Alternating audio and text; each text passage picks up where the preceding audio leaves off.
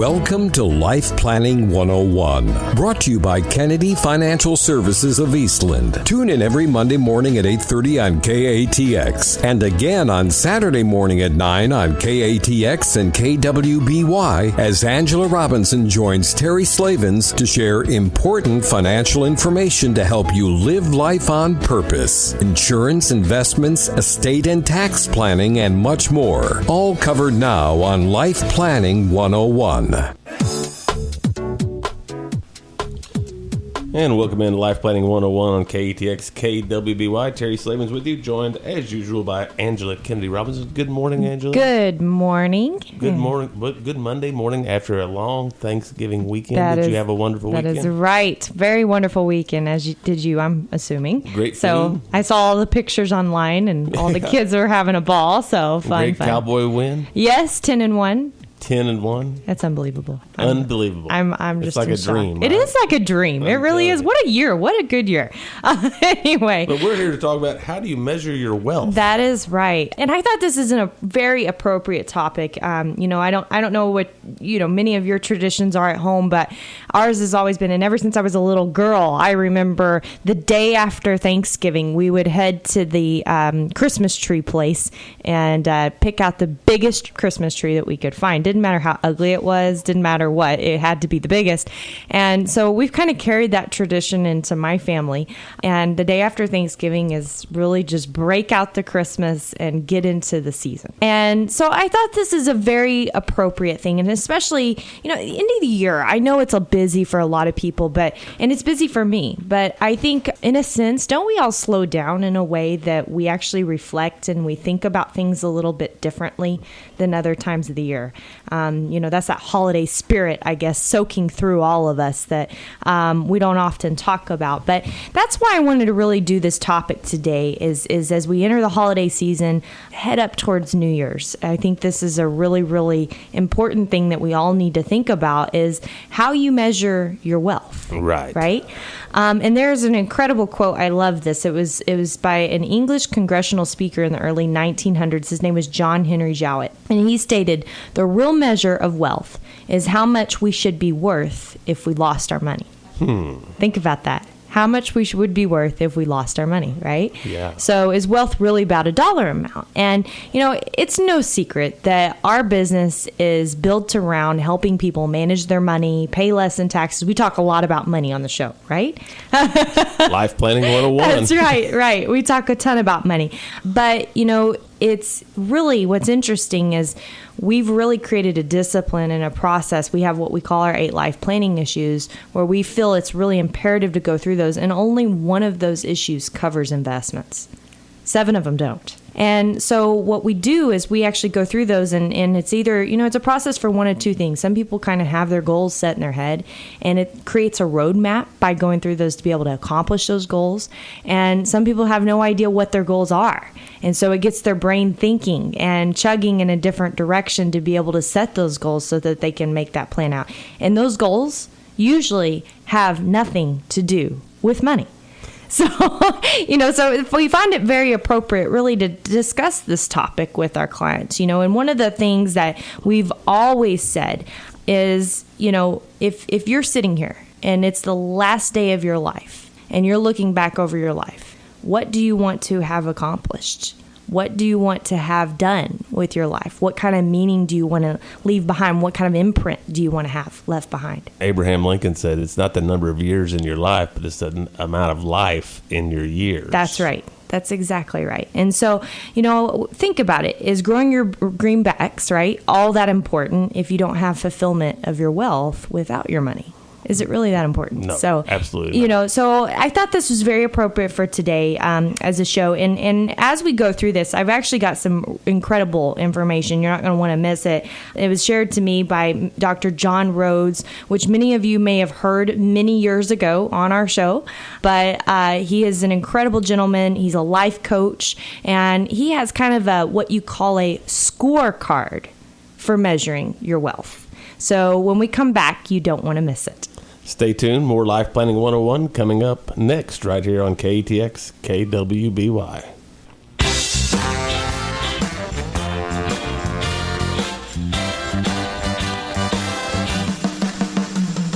And welcome back into Life Planning 101 here on KTX KWBY. We're talking, how do you measure your wealth, Angela? You know, if this were your last day on earth, where would you want to be?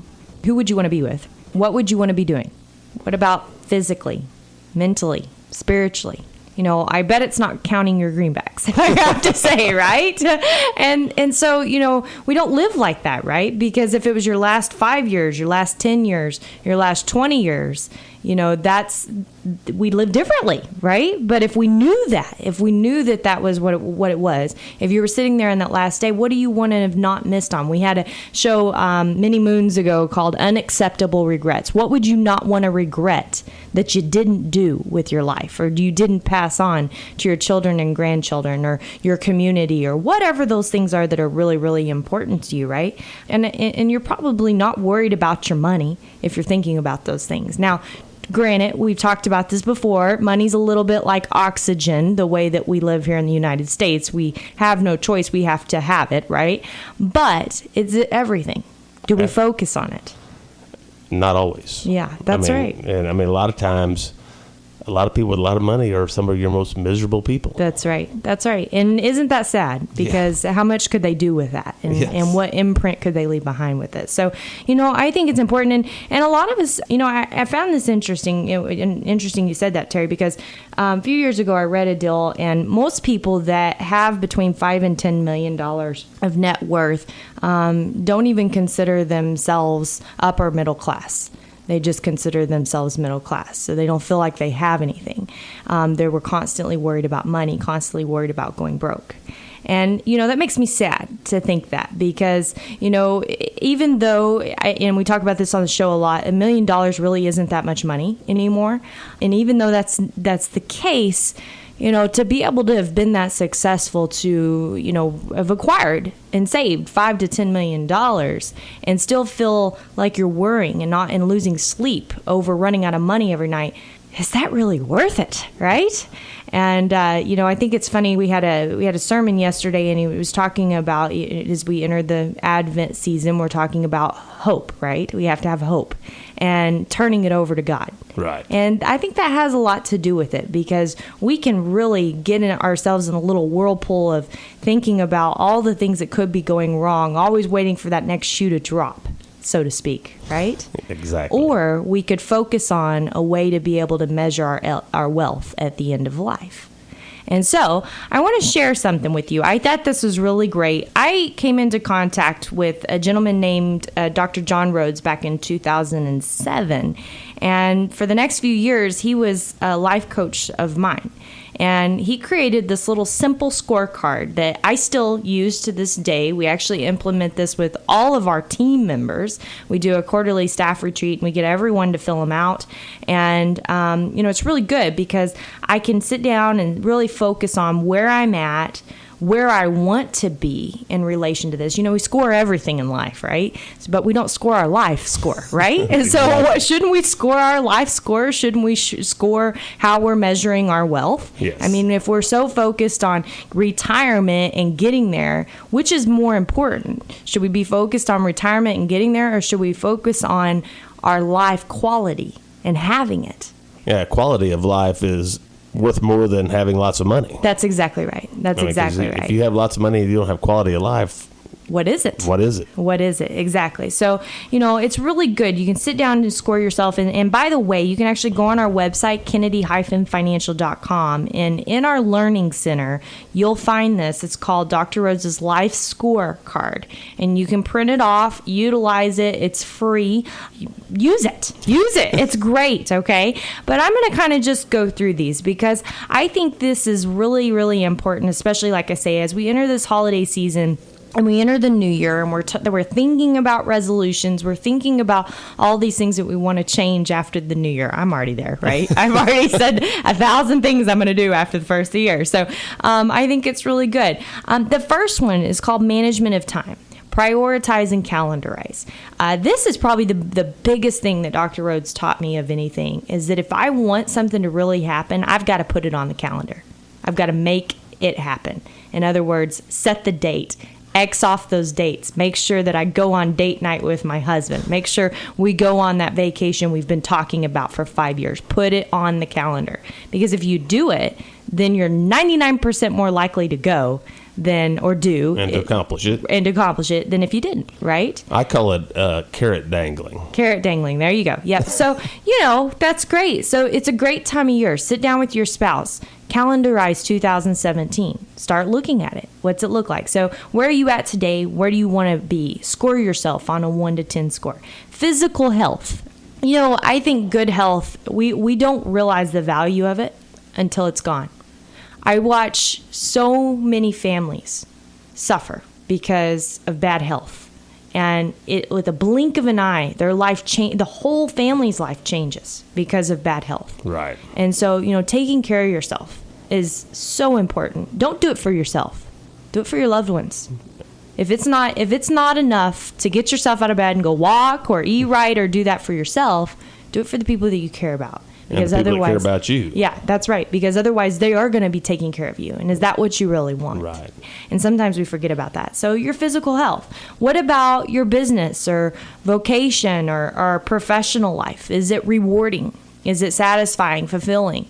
There again, a dollar amount really doesn't matter if you don't love what you do. I heard one person say one time they were a billionaire in New York. I got to go to a little conference and it was great. And he says, somebody asked, how do you differentiate between professional and personal? And he says, it's all personal. Every bit of it's personal. And that's the way it should be, right? Exactly. Because if God built us to be a certain way, shouldn't we be pursuing that? Exactly. So, having that satisfying, rewarding, and it doesn't mean it's not going to be hard, okay? It doesn't mean that you're not going to have challenges and wonder if that's really what you should be doing, but you should be having something that is moving your mind and moving you towards a better place. And if you don't, maybe that's something you need to reconsider.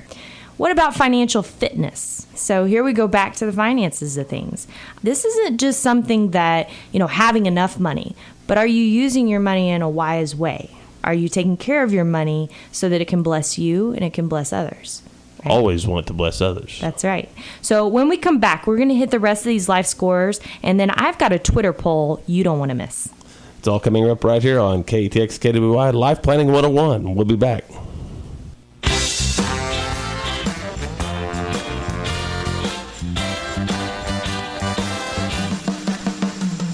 And welcome back into Life Planning 101 here on KTX KWBY. We're talking, how do you measure your wealth, Angela? That's right. And Henry Ward Beecher said, no man can tell whether he is rich or poor by turning to his ledger. It is the heart that makes a man rich. He is rich according to what he is, not according to what he has.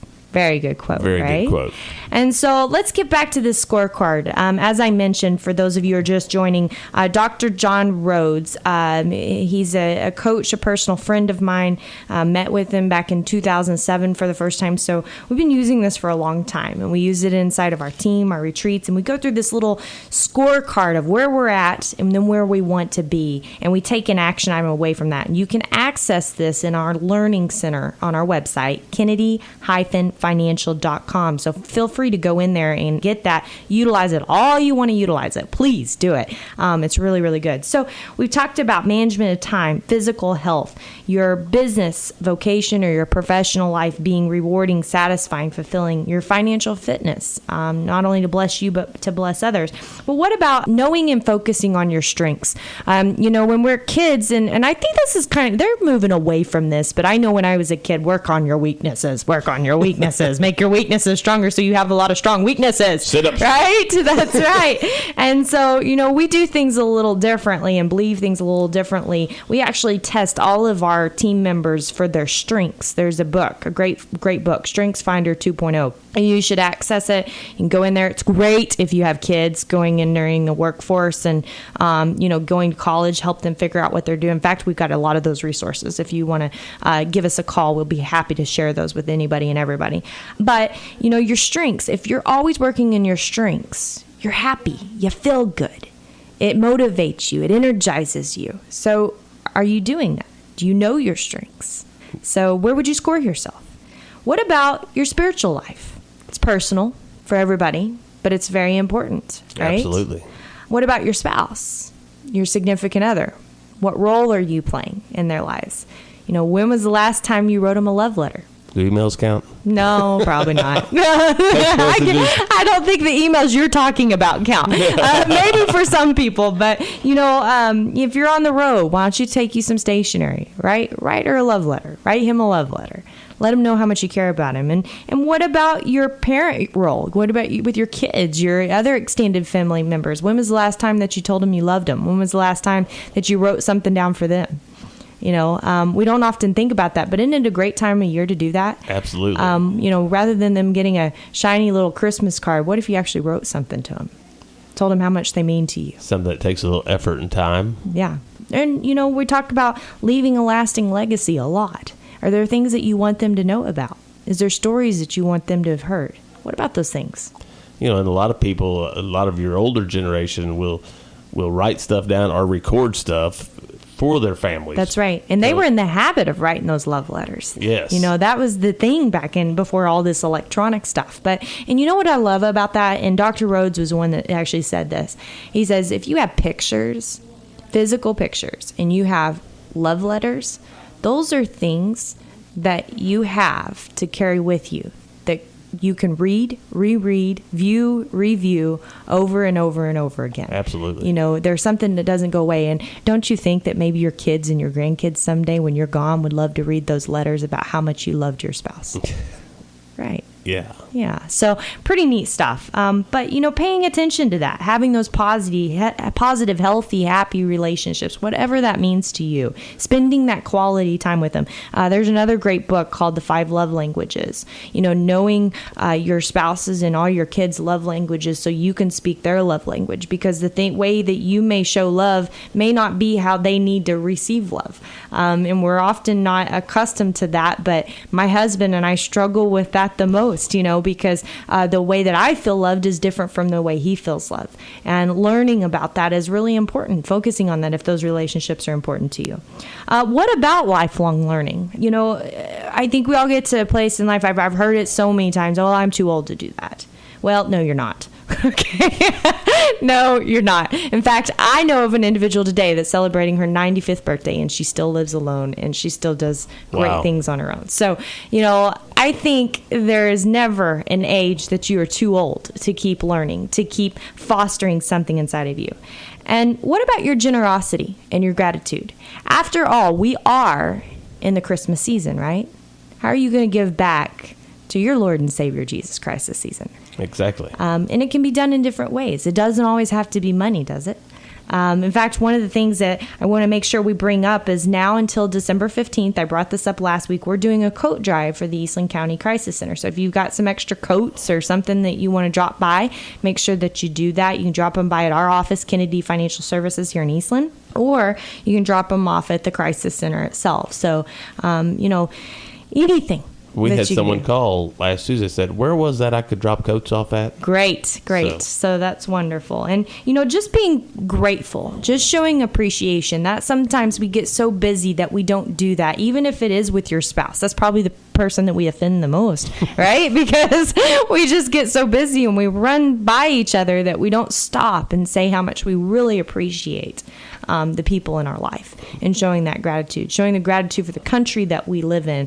I heard the greatest thing. We had some clients last week that hosted, they have a Dyess Air Force Base. They have a little program that you can adopt a soldier for Thanksgiving. And they did that. How are you giving back? What are you doing that's important to you?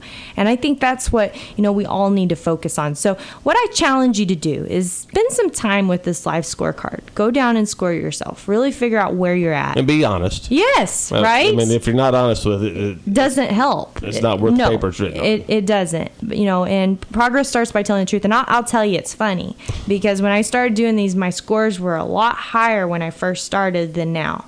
I'm a lot harder on myself. Yeah. Because the more you do it, the more truth that you actually find in yourself. And then you find where you want to be. You set that goal. And then the best part about this scorecard is that you take a little piece of paper and you write down the most important action item that you feel out of all of these that you want to do. And you put that in your wallet or your pocket or somewhere very close to you, and you leave it there until you do it.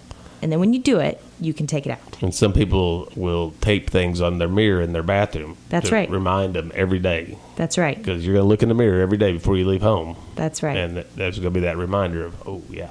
Yes, absolutely. So, how do you measure your wealth? That was today's topic. Is it really by the money, or is it by something else? And we've got a Twitter poll going. We want to know, at KFS Life Planning, tweet us, how do you measure your wealth? Is it the value of your assets or your life's imprint? Big question. Big question. We asked at the beginning of the show, if this were your last day on earth, where would you want to be?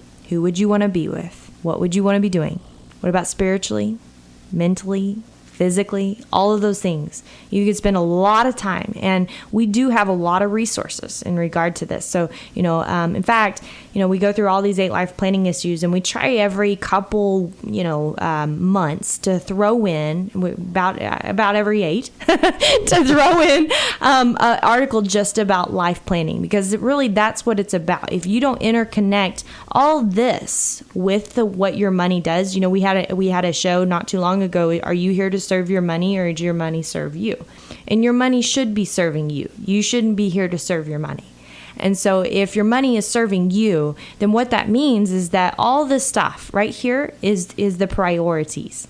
And then, have a little hope, trust in God, right? That, you can set your goals out right. And that's where we come into play. That's where we have a job, right? And I like having a job, so I want to stay having a job, because I do love what I do. And, it's so fulfilling when you're able to watch a family that they have all this and they have no idea how to get from point A to point B, and we're able to help them get there. And it's usually cheaper, faster, and easier than if they were trying to do it alone, right? Exactly. And it's only because we've had years and years of experiences with other clients that have lived the same experiences that you are going to live. And you've only got the chance to do it once. So, I think here's the deal, is to remember that today, and this is a common saying my dad always has, is the first day of the rest of your life. How are you going to live it? It's the first day. You get a chance today, right? You get the reset Start over. today, right? If that's what you need. Make the most of it, right? So make sure you tune in, listen to us. You can get online again, access the scorecard, KATX Radio, KWBY Radio. You can also get onto iTunes and iHeartRadio. Listen to us while you're working out. Have a good time. We'll really get your blood pumping if we're talking politics, right? Exactly. So that's right. But we didn't mention recount or anything like that. No, we didn't do that. Thank goodness. But today is the first day of the rest of your life, so make the most of it. God bless, and Merry Christmas. Thank you very much. Life Planning 101 right here on KTX KWY. Log on to ktxradio.com, kwbyradio.com, or kennedy-financial.com to get more information about all this great information shared today. How do you measure your wealth? Thank you for joining us for Life Planning 101, brought to you by Kennedy Financial Services of Eastland. Tune in every Monday morning at 8:30 on KATX, and again on Saturday morning at 9 o'clock on KATX and KWBY for more Life Planning 101. Advisory services offered through Smart Money Group, LLC, a registered investment advisor. Securities offered through Calton & Associates Incorporated, member FINRA SIPC. Kennedy Financial Services Incorporated is an independent of Calton & Associates Incorporated and Smart Money Group, LLC.